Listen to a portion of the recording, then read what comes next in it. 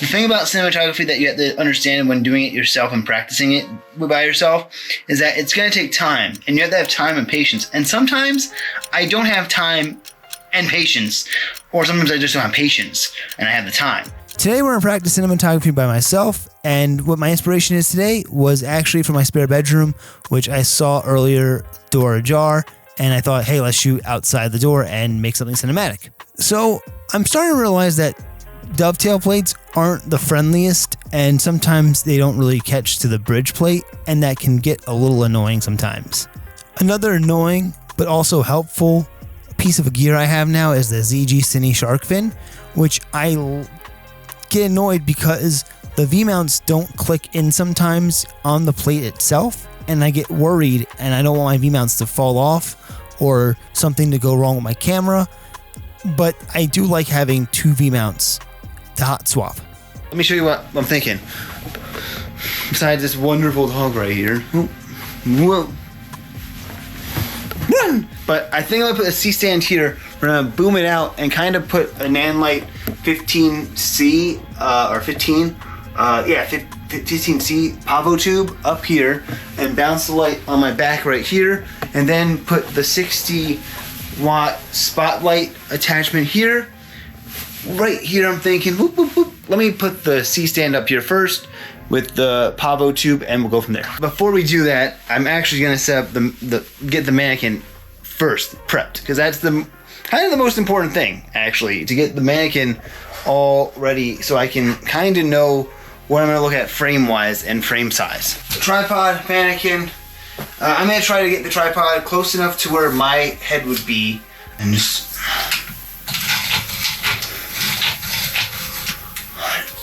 there. I think that's pretty set as close as possible to the thing.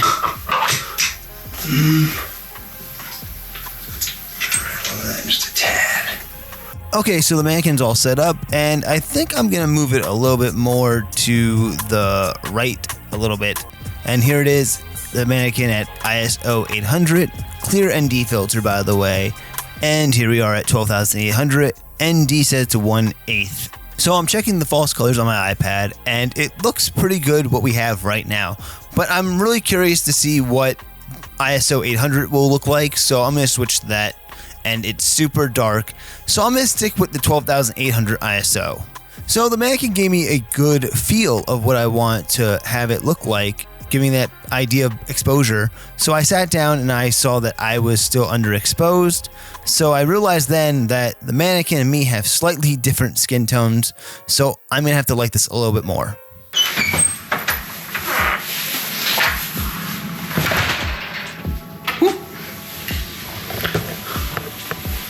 Take the pick.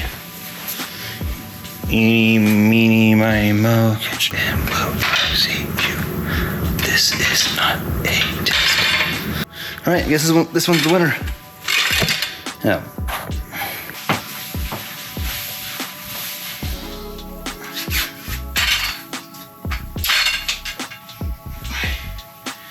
There. Perfect. All right, got the power tube here. But I forgot the piece that connects this to this, so give me a second. You know, back in college, when I was doing my thesis, we didn't have C-stands, so we actually, funny enough, we taped the Kino Flow, like the little Kino Flow set that we had, I think it was, or a Kino set that we had, to my window of my bedroom wall, my bedroom window. So yeah, that's how we achieved like this moonlight look in there. So that was pretty cool when we were allowed to do something like that. So open that up, kind of get this back to where it was there. So then I can do that, and then try to get this as close as possible to the wall. And then my whole thing is I want to put this behind the curtains, so to give it that feel of it being an actual nighttime thing. So I might get rid of this piece right here just to see how it acts. But it's also, I don't know if that's gonna work. So we'll have to see how the light looks.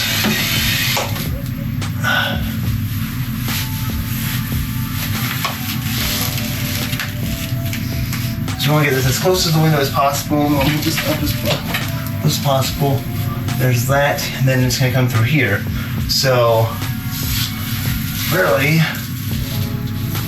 you might actually have to get rid of the. Well, let me plug this in. Let me see how it looks in general, and then we'll go from there.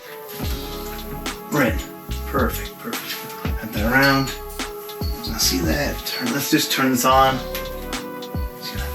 Oh, perfect. That looks awesome. The backlight looks pretty good. I'm pretty happy with that. It's good base. But I'm missing something. I'm missing more light. So what we're going to grab is my Nanlite 15C, and we're going to put that on the camera right of the mannequin.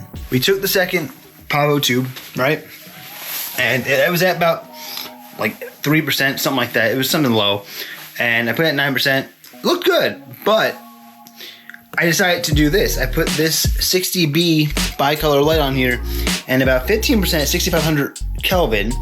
And I like that look better. So we're gonna go with that and we'll dial that in. So once we get the light stand over here now, we will put that on, we will check this stuff out and double check how everything looks. So there's that. Pardon my French, but this light stand's so old that it's now like impossible to move some of these pieces or these sections of the thing down, and now so I can't even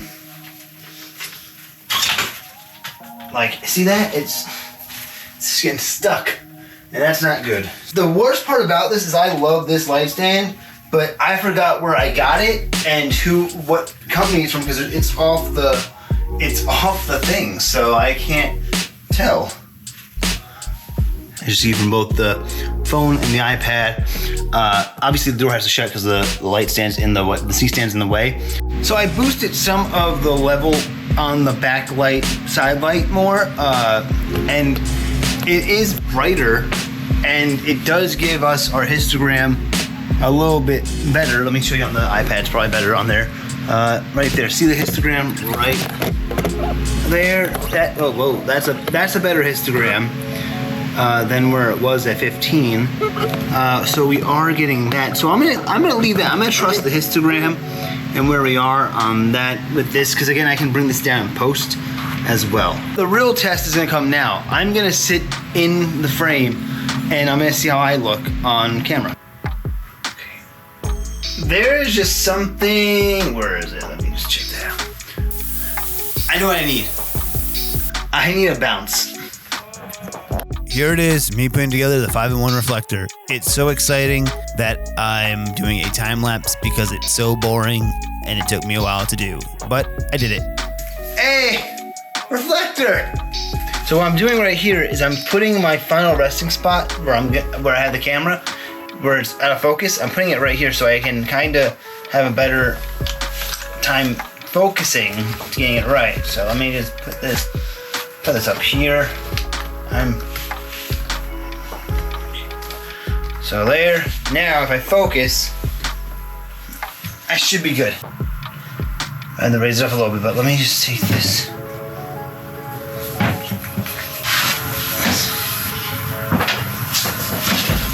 Okay, so yeah, it does a little bit. So I have to place this on the TV to get the correct exposure there. Okay, so there's that. So I feel a lot better about this. Okay, the thing about cinematography that you have to understand when doing it yourself and practicing it by yourself is that it's gonna take time, and you have to have time and patience. And sometimes I don't have time and patience, or sometimes I just don't have patience and I have the time. And that is a big issue when working on your craft sometimes, especially like just doing these small things and kind of seeing what it does for you. So actually, you know, I don't want to use the light here for the GoPro, but it looks pretty nice. So there's one more thing I want to try actually. This Lucid Dream filter. And I'm gonna, I want to add this onto the lens, so I'm gonna do that first. And then we'll go from there and hopefully that's a wrap. But it looked really good actually, to be honest. I really liked what I got. One time with the light again from the GoPro and one time without it. So 3, 2, 1.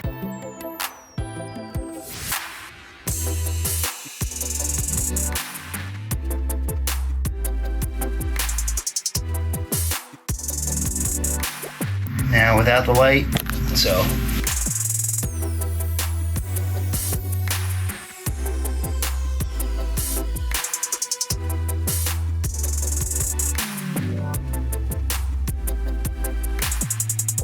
what I learned from this experience overall was that I can do this by myself, right? And it's always the time and patience, like I said earlier. And on top of that too, it's being confident in doing it by yourself and finding inspiration. But at the same time, am I inspired to actually grab my gear, bring it upstairs, do the stuff, all that good stuff? When it comes to doing this, I just need to you have to just be active and just kind of be proactive about it. Looking back at the footage, the last two shots, as you saw, it's always after you shoot something that you go, oh, I should have shot this way and I should have added this and added that, because I'm not thinking about that. I'm so focused on these certain specific things. But again, this is practice. So practice, you can learn from these mistakes or learn from these things that you're doing and implement them next time and go, okay, now that I know I did this way, I can add, like, I wish I added a bounce or another bounce or the bounce closer to me, right? Or, maybe see what negative fill looked like as well too. I didn't think about that because again, I was kind of like, I want to get done. I wanted to do it, and I wanted to see what I can do and just do it, like, without really thinking too hard, right? But now if I'm in a situation like this again, doing a shoot or anything like that, now I know what I can do, what my limitations are, where I need to go, what I need to improve upon, how to check that out too. But what's great about that too is when you work with a team, when you work with people that you trust, they give that input to you as well, and they also challenge you to do better and be better. And that's the great thing about that too. So doing this by yourself, practicing cinematography by yourself, being the person doing that, it's great. It's always great to learn your craft, always great to improve upon your craft, and I feel like I'm going to improve upon it next time I do this. I'm curious about what else I can do. But the best course of that action is, I say, buy a Mannequin. I think personally the best tool out of all this, besides my transmitters and you can do camera to your phone with apps and stuff like that with the FX6 or an FX3, other cameras do have that as well, don't get me wrong, but being able to put someone there, put a model there without you, sitting down in front of a frame and trying to figure out what looks good and stuff like that, but using a model as the basis of your cinematography, of your lighting scheme and all that stuff you're doing.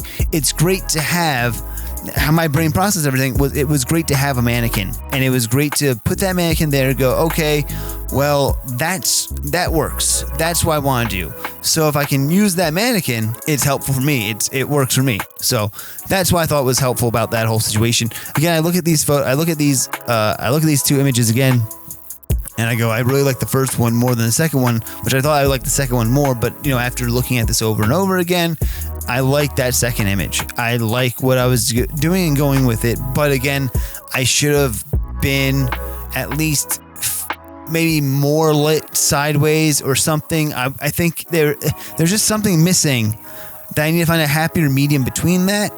And I think it would have been perfect. So even that, everything I did, I was like, okay, well now again, I'm going to repeat myself, but it's about practicing, trying it, seeing what happens, doing it, and then taking those mental notes or notes in general, whatever you want to do, and then implementing it on the next thing you do. Because again, someone's going to want to shoot through a doorway. Someone's going to want to shoot a lonely spot in a bedroom at night. These are scenarios that people are going to want to do.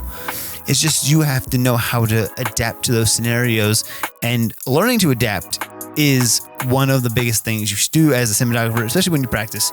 And practicing by yourself is another thing too, because a lot of times you're a one-man band sometimes too. That's not the greatest thing in the world, especially in indie film. You're going to be a one-man band, but you are going to have to help sometimes. But the problem is too, I love my friends, but the problem with my friends and me is sometimes they don't know my gear. And it's always this weird, this is on me, more or less. Just kind of a tangent here. More or less, it's my fault for not showing them the gear more and telling them how to use the gear. And I'm so used to working by myself, being a former news journalist too, because a lot of it's just us running and gunning on stuff and knowing our own gear. Plus I'm by my gear all the time. So going on set and just starting to do stuff by myself, it's hard for me to delegate sometimes. So I gotta be more. I have to be more mindful of delegating, and that's going to help improve upon my cinematography too. My big thing, I mean, again, about practicing cinematography, it's also about being efficient in cinematography. That's my next like mindset here, is like efficiency is going to help you be a better cinematographer also. So practicing by yourself and learning to be more efficient by yourself is going to speed up your process, but also it's going to know scenarios. So again, like I always say, I've said this a million times, you got to be Batman. And being Batman is practicing. Being Batman is knowing what you need to do in certain scenarios.